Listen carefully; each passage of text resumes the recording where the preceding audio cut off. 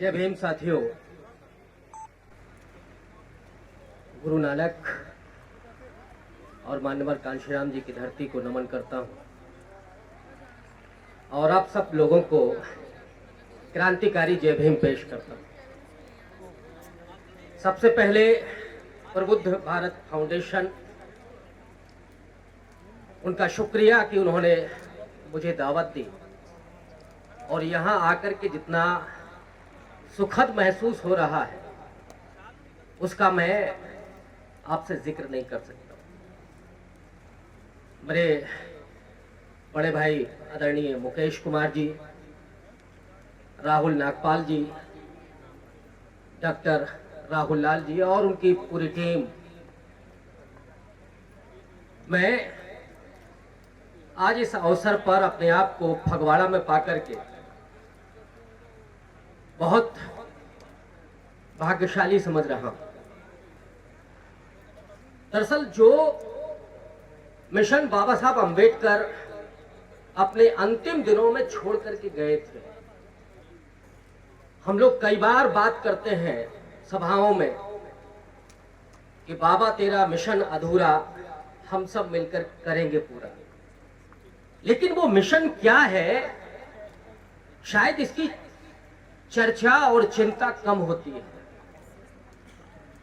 असल में बाबा साहब के सिर्फ अंतिम दिनों को मैं याद करना चाहता हूं, क्योंकि सारे लोग प्रबुद्ध हैं और वो जानते हैं बाबा साहब के जीवन को, उनके संघर्ष को, उनके प्रदेय को। अंतिम समय पर बाबा साहब के 3 मिशन हैं। एक तो वो एक राजनीतिक दल आरपीआई का गठन करते, उसकी योजना बनाते। दूसरा, उन्होंने बुद्धिज्म को स्वीकार किया और तीसरा था बुद्धिस्ट सोसाइटी ऑफ इंडिया का संचालन।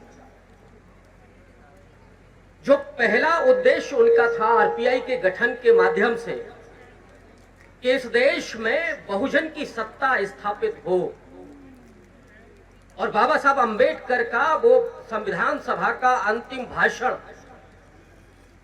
जो मेरे हिसाब से 20वीं शताब्दी का सर्वश्रेष्ठ भाषण है, 25 नवंबर 1949 का, उस भाषण के अंतिम बिल्कुल हिस्सों में बाबा साहब कहते हैं कि इस देश का दलित वंचित तबका है, वो तुम्हारी गुलामी का बोझा ढोते ढोते थक चुका है और अब इसे सत्ता चाहिए।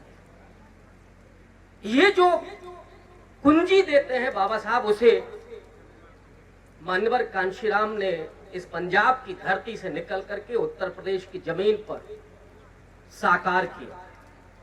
4 बार बहुजन समाज पार्टी की सरकार बनी, लेकिन बावजूद इसके आज वो पूरा दलित वंचित बहुजन समाज बेचैन है। और बेचैन इसलिए है कि जो सत्ता आज दिल्ली में स्थापित है वो ठीक बाबा साहब के विचारों के उलट है। क्योंकि बाबा साहब अंबेडकर ने अपनी किताब Pakistan the partition of India, उसमें लिखा और कई बार इस बात को रेखांकित किया कि हिंदू कभी राष्ट्र नहीं हो सकता, और अगर हिंदू राष्ट्र बनता है तो वो दलितों के लिए सबसे बड़ी आपदा होगी। और इसलिए किसी भी कीमत पर हिंदू राष्ट्र के सपने को साकार नहीं होने देना, किसी भी कीमत पर हिंदू राष्ट्र को रोका जाना चाहिए। लेकिन क्या परिस्थितियां वो बनी, मैं उस राजनीतिक पूरी प्रक्रिया के संदर्भ में नहीं जाऊंगा। डेफिनेटली हमसे कुछ भूलें हुई, कुछ गलतियां हुई कि उस सत्ता के बावजूद जो हिंदुत्ववादी ताकतें थी वो समानांतर इतनी मजबूत होती हैं कि आगे चल करके वो दिल्ली पर काबिज होती हैं। और इन 9.5 साल में जो बाबा साहब ने संकेत किया था कि आपदा साबित होगा, वो आपने नाटक भी देखा उन बच्चों का, वो बधाई के पात्र है। और फगवाड़ा की इस जमीन पर जो मैंने यहाँ देखा और जो आप लोग कर रहे हैं, वही असली मिशन था बाबा साहब।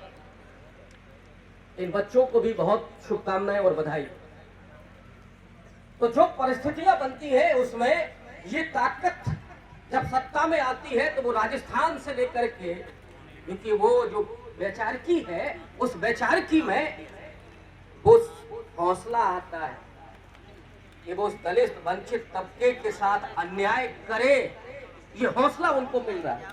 और इसीलिए गुजरात के ऊना से लेकर के और उत्तर प्रदेश के हाथरस तक इतनी दर्दनाक घटनाएं होती हैं। हम प्रतिरोध करते हैं, लेकिन वो प्रतिरोध अभी इतना कामयाब नहीं है कि हम पूरे तरीके से उस सत्ता को उखाड़ फेंकने में कामयाब हो रहे हैं। तो दरअसल जो सत्ता थी उस सत्ता ने शायद उस मकसद को पूरा नहीं किया। और फिर दूसरा उनका था बुद्धिज्म। बुद्धिज्म के जो अनुयायी बने महाराष्ट्र में, उन्होंने उतना संघर्ष नहीं किया, उतना बुद्धिज्म का प्रचार नहीं किया कि इस देश में ये महाराष्ट्र से निकल करके दूसरे और प्रांतों में फैलता। और तीसरा जो सबसे बड़ा था वो था बुद्धिस्ट सोसाइटी ऑफ इंडिया, उसका मिशन।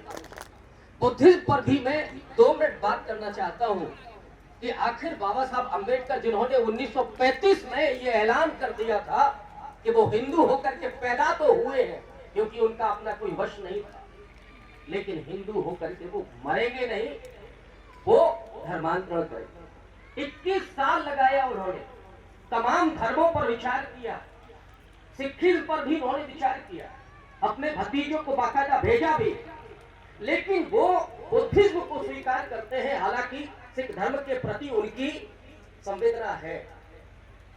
बुद्धिज्म को क्यों स्वीकार करते हैं? जब मैं यहां से खड़े होकर के देखता हूं, 2023 में खड़े होकर के देखता हूं, तो मुझे लगता है कि बाबा साहब अंबेडकर 20वीं शताब्दी के सबसे बड़े दूरदृष्टा राजनेता साबित हुए। वो मुकाबला उस तर्कशीलता के साथ, उस विवेक के साथ जिसकी बात भगवान बुद्ध कर रहे थे, उस ज्ञान की जिसकी पूरी विरासत डॉक्टर अंबेडकर के यहाँ है।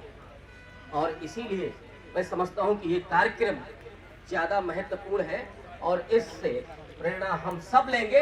मैं हम सब इसलिए कह रहा हूं कि हमारे साथ जो लोग हैं वो इसे उत्तर प्रदेश और दूसरे राज्यों तक पहुंचाएंगे और ये कामयाब होगा। बहुत बहुत शुक्रिया। मुझे पता है कि आपको कार्यक्रम समाप्त भी करना है, जल्दी करना है। मैं आपसे ये वादा करके विदा ले रहा हूं कि जब भी आप मुझे आदेशित करेंगे मैं बार बार यहां आना चाहूंगा, क्योंकि जो आपका ख्वाब इसके पीछे भी चल रहा है, जिसकी आज नींव रखी गई, उस अंबेडकर थॉट ऑफ स्कूल की, उसका छोटा सा हिस्सा मैं भी बनना चाहता हूं, क्योंकि यही वो सपना है जो 2050 में इस देश में सिर्फ राजनीतिक सत्ता नहीं बल्कि सांस्कृतिक सत्ता भी बहुजनों की स्थापित करेगा। धन्यवाद।